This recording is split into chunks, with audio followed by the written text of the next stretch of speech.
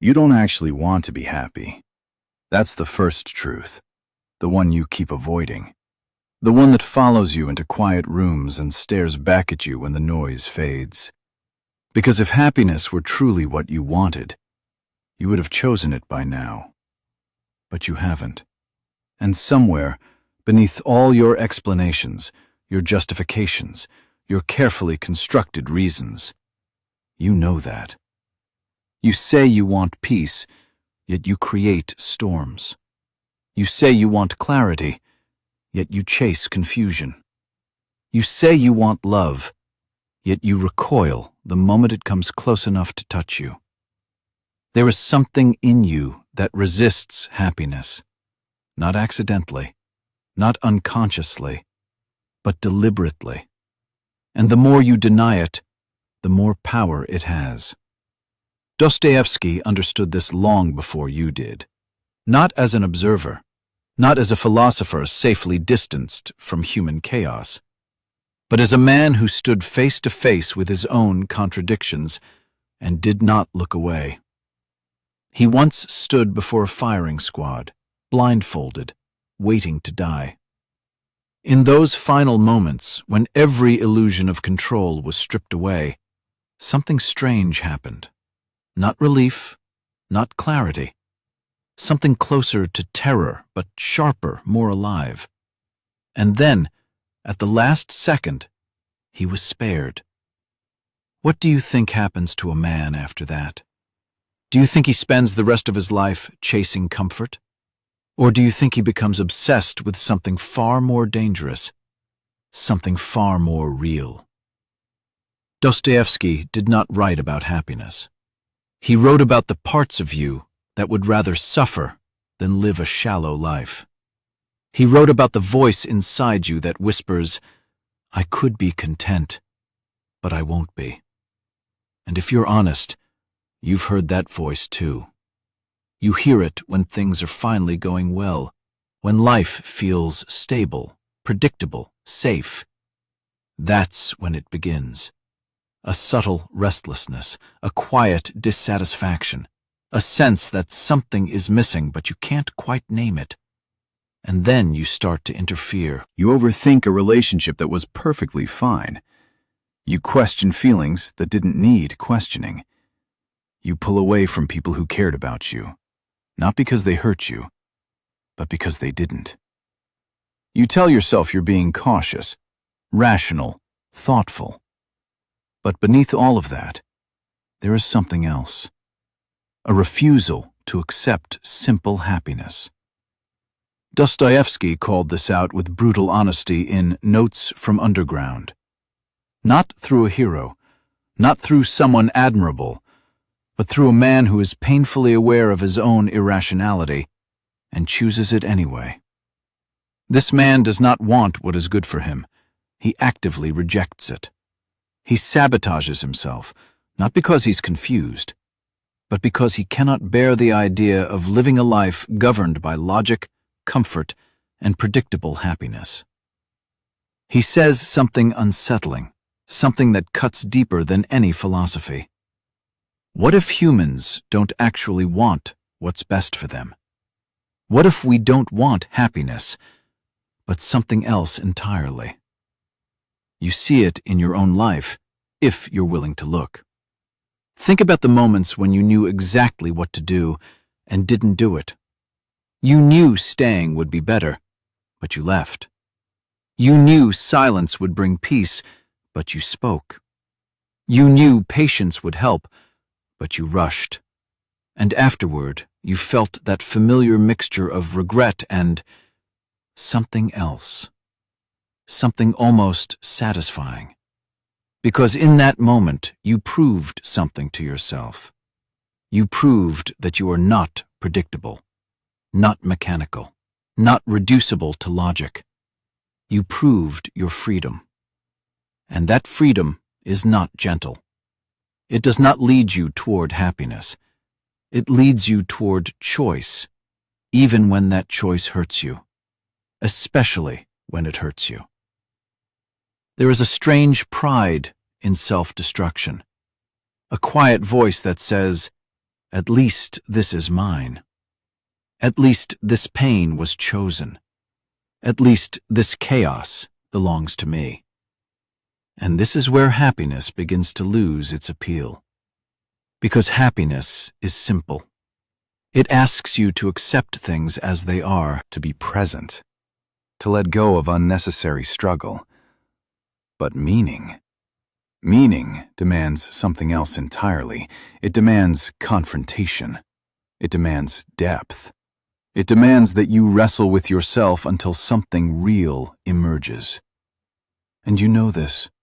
You feel it in the moments when life becomes too easy, when everything aligns, when there is nothing left to fight, and suddenly you feel empty. Not because something is wrong, but because something is missing. The struggle, the tension, the sense that you are moving towards something that matters. Without that, happiness begins to feel hollow, like a pleasant distraction rather than a destination. And so you create problems, not consciously, not deliberately, but inevitably. You pick at things that didn't need fixing. You reopen wounds that were beginning to heal. You revisit conversations in your head, searching for flaws that weren't there before. Because without conflict, you feel lost. This is the paradox you live inside. You want peace, but you cannot live without tension. You want happiness, but you are drawn to meaning, and meaning is rarely comfortable. It lives in the difficult choices, the unresolved questions, the moments where you are forced to confront parts of yourself you would rather ignore. Dostoevsky understood that humans are not designed for simple happiness. We are designed for something far more complex. We are creatures of contradiction. We want clarity, but we create confusion. We want love, but we fear intimacy. We want stability, but we sabotage consistency. And at the center of all of this is the need to feel that our lives matter. Not just feel good, not just feel easy, but feel meaningful. And meaning does not come from comfort. It comes from friction, from resistance, from the struggle between who you are and who you could become. This is why you stay in situations longer than you should, why you hold on to people who drain you, why you revisit thoughts that bring you pain. It's not because you enjoy suffering. It's because suffering feels real. It feels like something is happening. It feels like you are alive. Happiness, in comparison, can feel passive, like something that happens to you rather than something you earn.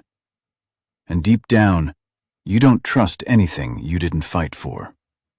So you fight, even when there is no enemy, even when the only thing you're fighting is yourself. Consider the way you approach love. At first, it's simple. You meet someone. There's a connection, a spark, a sense of possibility. And for a moment, everything feels effortless. But then something shifts. You begin to question, not because there is a problem, but because there isn't. You wonder if it's too easy, too calm, too stable. And suddenly, you start looking for cracks. You analyze their words, their tone, their timing. You interpret silence as distance, distance as rejection.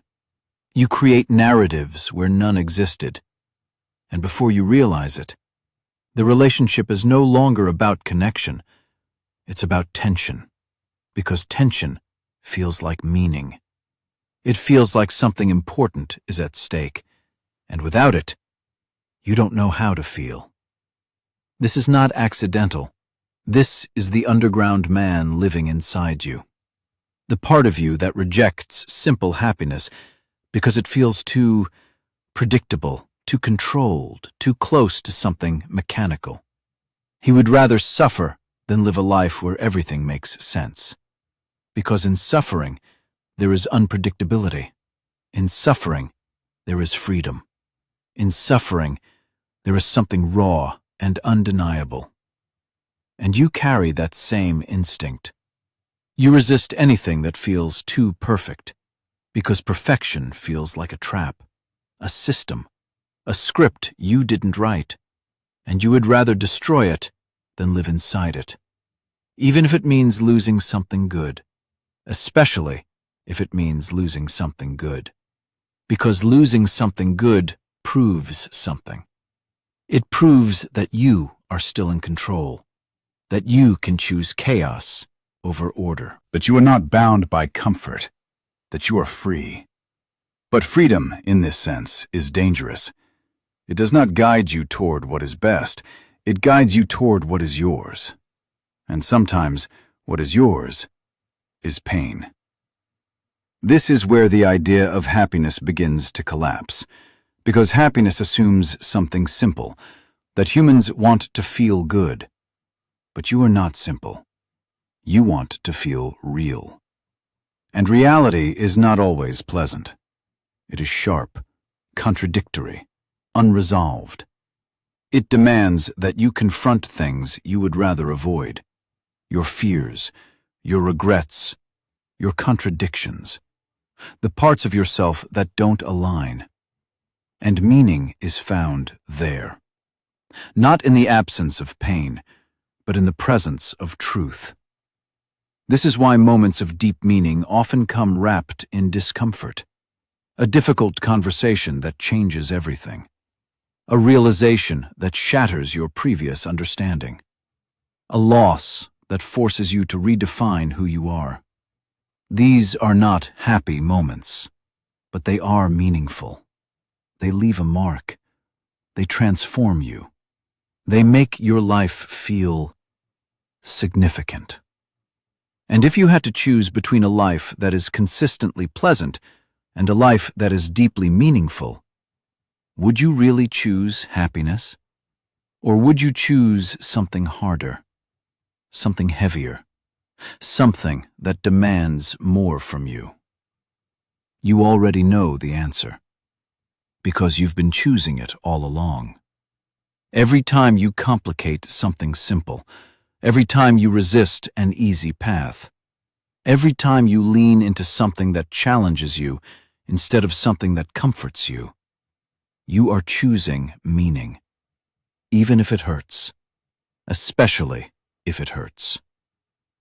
Dostoevsky didn't offer solutions to this. He didn't tell you how to fix it, because it's not something to be fixed. It's something to be understood. You are not broken because you resist happiness. You are human. But there is a danger in not seeing this clearly, because if you don't understand why you do this, you will continue to sabotage yourself without knowing why. You will call it bad luck, poor timing, external circumstances. But the pattern will repeat. Different faces, same outcome. Different situations, same feeling. Because the conflict is not outside you, it's inside you. And until you face it, it will control you. The question is not how to eliminate this tension. You can't. The question is whether you are aware of it, whether you can see the moment when you begin to turn against your own happiness, the moment when you start creating problems where there were none, the moment when you choose complexity over simplicity, not because it's better, but because it feels more real. Awareness does not remove the impulse, but it changes your relationship with it. It allows you to pause, to recognize what is happening, to ask yourself a question that is far more difficult than it seems. Do I actually want to be happy right now? Or do I want something else? And if the answer is something else, what is it? Meaning, control, freedom, proof that you are not predictable, proof that your life is not shallow. Because once you see it, clearly, you can no longer pretend it isn't there. And that is where things become uncomfortable. Because now, every choice carries weight. You can no longer say, I didn't know. You know. You see the pattern forming in real time. You see yourself reaching for conflict. You see yourself pulling away from peace. And you have to decide, not once, but over and over again. Do you follow the impulse, or do you resist it? And neither choice is easy, because resisting it can feel like losing something, like denying a part of yourself that craves depth, intensity, and meaning. And following it can lead you back into cycles you already know too well. There is no simple resolution, only awareness, only the ongoing tension between what is easy and what is meaningful, between what brings comfort and what brings depth. And maybe this is the real truth you've been avoiding. Happiness is not the highest goal. It never was. It is too fragile, too dependent on circumstances, too easily disrupted. Meaning, on the other hand, endures, even in suffering, even in chaos, even in the moments when everything feels like it's falling apart. Meaning is what allows you to say, "This matters," even when it hurts, especially when it hurts. And that is why you keep returning to it, why you cannot fully commit to a life of simple happiness, why something in you resists it, questions it, disrupts it. Because you are not looking for something that feels good. You are looking for something that feels true. And truth is rarely comfortable. So you stand at this quiet intersection between ease and depth, between peace and tension, between happiness and meaning. And you hesitate, because now you understand something you didn't want to admit before. That the life you keep imagining, the peaceful, happy, uncomplicated life, might not be the life you would actually choose. Because without struggle, without contradiction, without the weight of something that matters, would it feel like your life at all? Or would it feel like something empty, something distant, something that never truly belonged to you? And now the question changes. It is no longer, how do I become happy? It becomes something far more unsettling. If happiness were placed in your hands, if everything finally aligned, if the chaos disappeared, if the tension faded, if the struggle ended, would you accept it?